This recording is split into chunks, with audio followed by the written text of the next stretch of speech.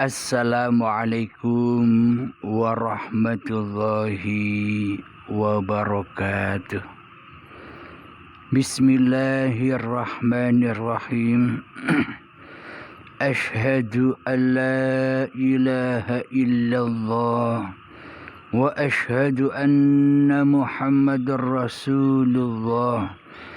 Allahumma salli ala sayyidina Muhammad wa ala ali sayyidina Muhammad.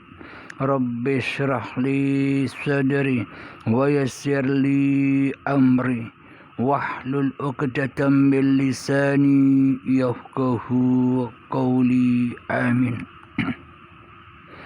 Bismillahirrahmanirrahim. Mari kita awali pengajian ini dengan membaca sholawat zalimin dafa'ul bala, agar senantiasa hati kita selalu di dalam lindungan Allah dari balak-balaknya Allah, dari penyakit-penyakitnya Allah. Allahumma salli ala sayyidina Muhammad wa ashghilil zalimin bil zalimin. Allahumma salli ala sayyidina Muhammad wa ashghilil zalimin bil zalimin wa akhrijna min bainihim salimin wa ala alihi wa sahbihi ajma'in. Alhamdulillahi rabbil alamin. Salam hormatku, salam santunku buat para sahabat tercinta, pecinta uripe Allah. Semoga saya dan kita semua senantiasa di dalam lindungan Allah Subhanahu wa ta'ala. Amin ya rabbal alamin. Alhamdulillahi rabbil alamin. Kita melanjutkan kembali edisi hijrahnya hati, hijrahnya gelapnya hati menuju jalan yang terang benderang, menuju ke jalan nurullah, menuju ke jalan ilahiyah. Yang keempat. Jadi di sini kami akan membacakan di dalam surat Ibrahim yang keempat. A'udzu billahi minasy syaithanir rajim.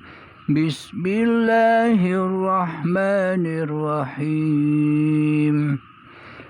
Wa ma arsalna mir rasulin illa bilisani qaumihi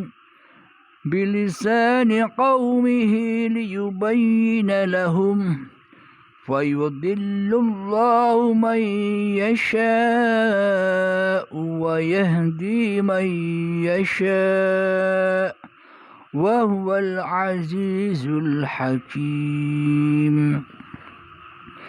Artinya, dan kami tidak mengutus seorang rasul pun melainkan dengan bahasa kaumnya, agar dia dapat memberi penjelasan kepada mereka. Maka Allah menyesatkan siapa yang Dia kehendaki dan memberi petunjuk kepada siapa yang dikehendaki. Dia yang maha perkasa lagi maha bijaksana. Shadaqallahul azim. Di ayat inilah menunjukkan bahwa Allah mengutus rasul-rasulnya. Allah mengutus utusan-utusannya di setiap kaumnya. Di setiap di mana di situ ada sekumpulan manusia, Allah mengutus rasulnya untuk mengajak menuju ke jalan Allah. Itulah yang disebut Rasul-Rasul Allah. Siapakah Rasul Allah itu? Mereka yang mengajak kita kepada jalan Allah. Itulah Rasul-Rasul itu. Di sisi Allah, Rasul itu orang yang dikehendaki Allah menyampaikan risalah Allah. Orang yang ditunjuk oleh Allah untuk mengemban amanah-amanah jalan keilahiyaan. Jadi di zamannya Nabi kita mengingat sejarah bahwa Kanjeng Nabi Muhammad diutus oleh Allah kepada kaum jahiliyah. Dan kita pun saat ini pun juga diutus oleh Allah untuk hijrah dari alam kejahiliaan menuju alam ketakwaan, menuju alam keimanan, menuju alam keilahiyaan. Apa yang jahiliyah itu? Yakni hati kitalah yang selama ini jahiliyah. Hati kitalah yang selama ini berada di dalam lembah kegelapan. Hati kitalah selama ini yang berada di lembah dosa. Hati kitalah yang selama ini berada di lembah kesyirikan. Hati kitalah yang selama ini berada di lembah keateisan. Hati kita yang selama ini berada di dalam lembah persekutuan hamba kepada Tuhannya. Bagaimana mungkin kita tak dikatakan mensekutukan Allah sebagai pencipta diri manusia kita?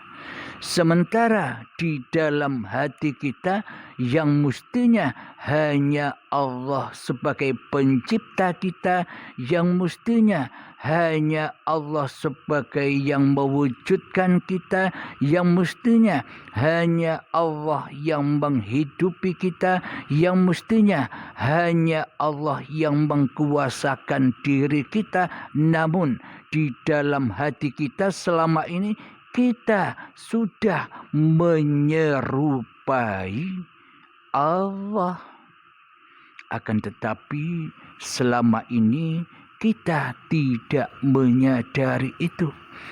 Karena mungkin hati kita selama ini telah bersekutu dengan iblis dan setan yang selalu sombong kepada seluruh perintah-perintah Allah. Apakah perintah Allah itu apakah hanya ada pada syariat-syariat badan itu saja perintah-perintah Allah itu? Perintah Allah itu bukan hanya pada syariat laku badaniyah ini saja. Akan tetapi yang terpenting dan yang paling penting, perintah Allah itu jatuh kepada hati setiap diri manusia. Jadi tonggak kekuatan, jadi barometer perintah Allah itu antara taat dan maksiatnya hati ini hanya ada di dalam hati masing-masing diri manusianya. Bila di dalam hati kita yang wujud, yang hidup, yang nampak, yang jelas, yang nyata, yang berkuasa masih makhluknya, masih wayangnya, maka batallah semua perintah-perintah itu. Maka batallah semua kebajikan-kebajikan, kebaikan-kebaikan, ketaatan secara lahiriah atau secara syariat yang kita lakukan selama ini. Semuanya terhitung batil. Semuanya terhitung kotor. Semuanya terhitung najis. Semuanya terhitung terbakar di dalam andarnya hawa nafsunya sendiri. Karena pasti di dalamnya kembali roji'unnya bukan kepada Allah. Akan tetapi kembali roji'unnya hati atas segala amal yang kita lakukan kembalinya kepada linafsi. Kembalinya kepada keakuan dan pengakuan diri kitalah yang berperan. Pengakuan diri kitalah yang berkuasa atas semua yang kita lakukan. Itulah tanda bahwa selama ini kita selalu ingkar kepada Allah. Bahwa selama ini kita selalu melawan Allah.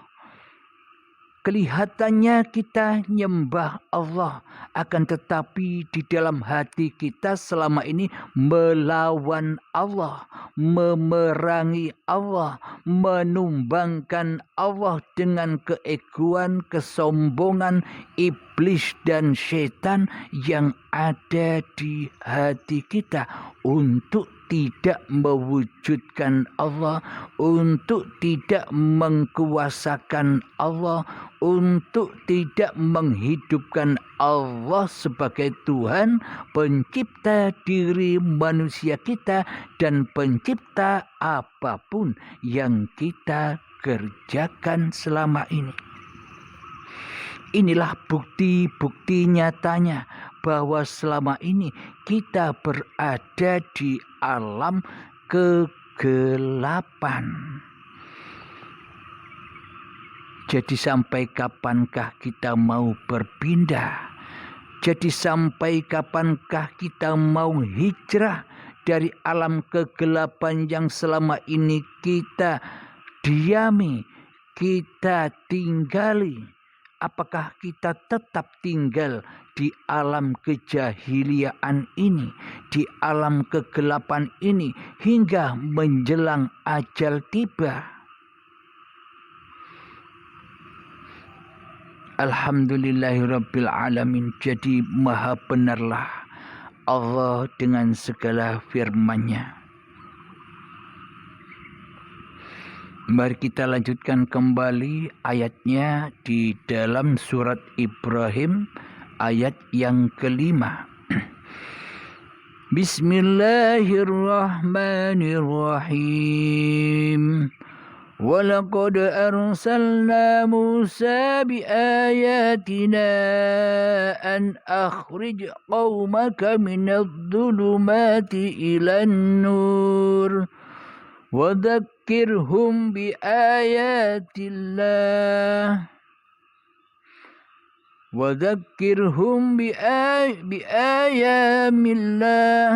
إِنَّ فِي ذَلِكَ لَآيَاتٍ likulli sabbarin syakur. Artinya, dan sungguh kami telah mengutus Musa dengan membawa tanda-tanda kekuasaan kami. Dan kami perintahkan kepadanya, keluarkanlah kaummu dari kegelapan kepada cahaya yang terang benderang, dan ingatkanlah mereka kepada hari-hari Allah. Sungguh pada yang demikian itu terdapat tanda-tanda kekuasaan Allah bagi setiap orang penyabar dan banyak bersyukur. Shadaqallahul azim. Inilah bukti para nabi terdahulu. Nabi Musa membawa kaumnya, Nabi Musa mengeluarkan kaumnya dari lembah kegelapan menuju lembah yang terang benderang. Jadi paslah yang dikatakan firman-Nya Allah, keluarkanlah kaummu dari kegelapan kepada cahaya yang terang benderang, dan ingatkanlah mereka kepada hari-hari Allah. Apa maksudnya? Maksudnya adalah ingatkanlah mereka di dalam hari-harinya selalu bersama Allah. Ingatkanlah kepada mereka di dalam tiap detik per detiknya selalu bersama Allah. Jadi di sini bersama Allah, selalu dengan Allah itu maknanya bukan halim ini hidup bersama berdampingan dengan Allah. Seperti bersamanya antara Anda dan saya. Seperti bersamanya antara kedua sahabat. Seperti bersamanya antara suami dan istri. Seperti bersamanya anak dan orang tuanya. Bukan itu yang dimaksud bersama Allah itu. Bukan bersamanya antara murid dan gurunya. Maknanya bersama Allah itu sudah di dalam hatinya sudah mentuhankan hanya kepada Allah. Di hatinya sudah mewujudkan hanya kepada Allah. Di hatinya sudah menghidupkan hanya hidupnya Allah. Di hatinya sudah mengkuasakan hanya kuasa Allah Subhanahu wa ta'ala. Sementara kemanusiaannya kembali menjadi hakikat diri makhluknya yang tidak bisa apa-apa dan yang tidak bisa berstatus siapa-siapa. Inilah yang dimaksud selalu bersama Allah itu. Inilah yang dimaksud selalu berzikir kepada Allah itu. Inilah yang dimaksud oleh orang-orang yang di luaran sana yang dimaksud sholat daim itu ya begini. Tiadanya diri manusiamu di hatimu, gaibnya diri manusiamu di hatimu, lenyapnya diri manusiamu di hatimu, hancurnya kekuasaan hidup manusiamu di hatimu, yang ada hanya Allah. Inilah yang dimaksud bersama Allah di hari-harimu itu. Sungguh pada yang demikian itu terdapat tanda-tanda kekuasaan Allah bagi setiap orang yang penyabar dan orang yang banyak bersyukur. Maknanya orang yang sabar itu sabarnya bukan sabar manusianya lagi. Bagaimana mungkin manusia punya sifat sabar, sementara manusia tidak punya hidup? Bila manusia itu punya sifat sabar, tentunya hidup ini pun juga hidup manusianya. Akan tetapi bila hidup pun manusia tak punya, apalagi sifat sabar, maka tentunya sabar di sini sudah bukan sabarnya manusia lagi, karena manusianya sudah kembali kepada kemakhlukannya, karena manusianya sudah jadi makhluk lagi daripada menjadi sang Khalik seperti yang kita rasakan selama ini. Selama ini kan kita ngaku-ngaku jadi makhluk. Akan tetapi aplikasi di dalam hati kita bukan sebagai makhluk, tapi sebagai sang Khalik. Aplikasinya yang salah. Seolah-olah kita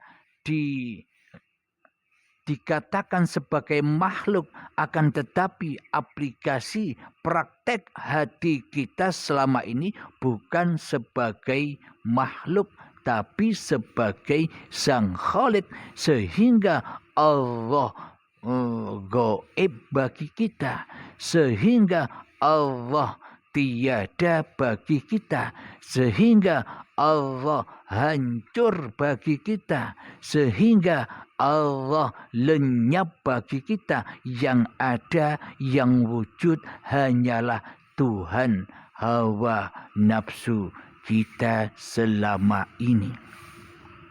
Inilah realita dan inilah logika. Dan inilah juga bukti-bukti nyata bahwa selama ini kita berada di dalam alam kegelapan.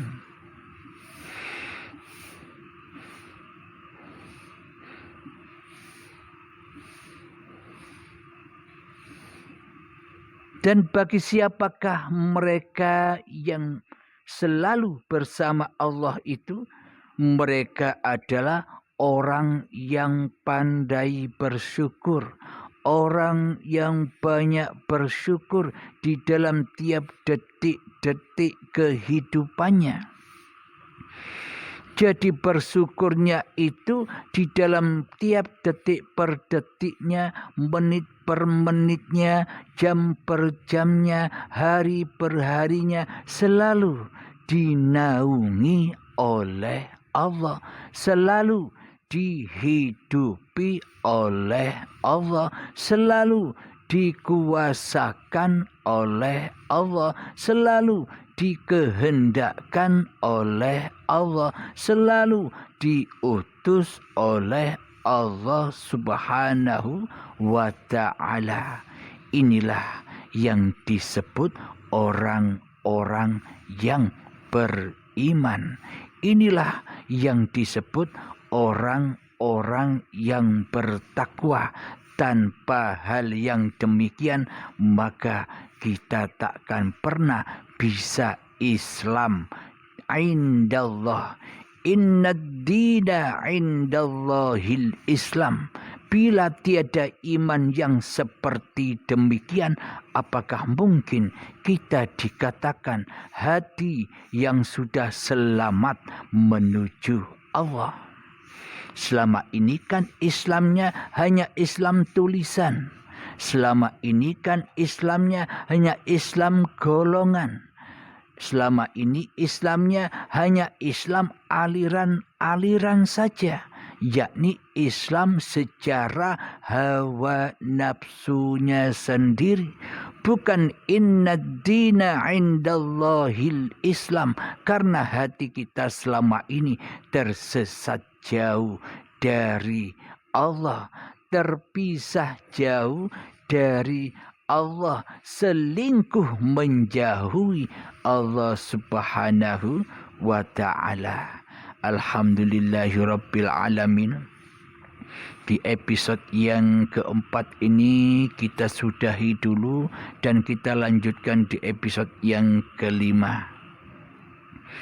Sebelum kita akhiri, marilah kita berdoa di dalam sholawat zalimin daf'al bala, agar hati kita senantiasa di dalam pertolongan Allah, agar senantiasa hati kita jauh dari balak-balaknya Allah, jauh dari alam kegelapan.